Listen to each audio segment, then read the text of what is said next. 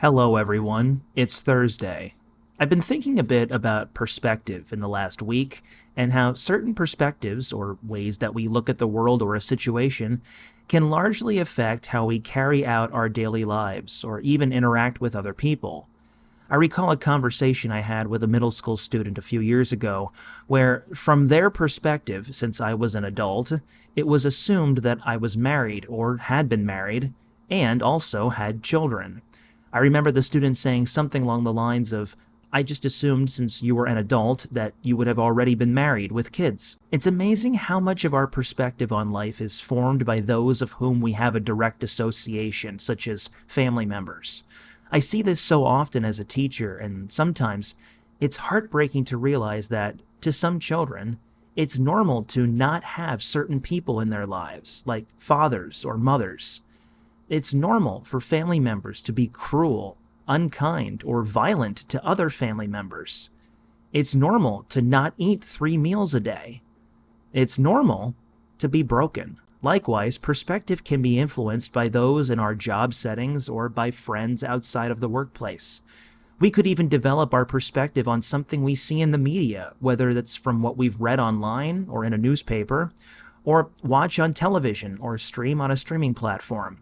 I guess what I'm trying to get here is that our perspective on anything from whether pineapple belongs on a pizza to the state of our country's political climate is largely influenced by outside entities. Last week, during a professional development meeting, the teachers at school were shown a video which focused on celebrating what's right with the world. All too often, we are bombarded with story after story of unrest in the world.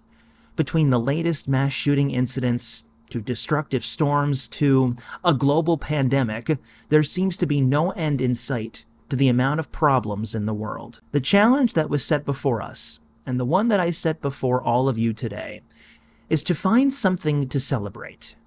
God has blessed us with an abundant creation that He called good, so says the book of Genesis. There is such good in the world. Sometimes, though, that good needs to be unearthed. I'm a firm believer that something that requires hard work is worth it in the end. If everything in life was easy, the things that we are proud of, the things that we admire or love in life, wouldn't be as important to us because of the little effort it took to attain it. The challenge today requires us to think differently, to deny what we believe to be true unless it's of God, and stand up and say, I want to see things differently. Like any attribute, our perspective can change over time. We can celebrate what's right with the world if we adjust our perspective to focus on that good. This doesn't mean we forget what our world needs, those that are suffering, those that are victims of injustice. Changing our perspective to focus on the good can make us more aware of the needs of the world. But that can only happen if we change our perspective. It's one thing to look at an out-of-focus photograph and say that it's terrible. It's one thing to attempt to read a poem without glasses, if we need them.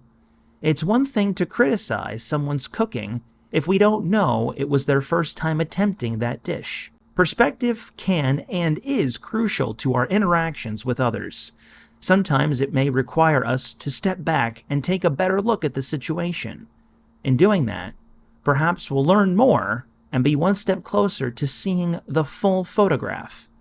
And then, we can celebrate what's right with the world. God bless you all. I'll see you later.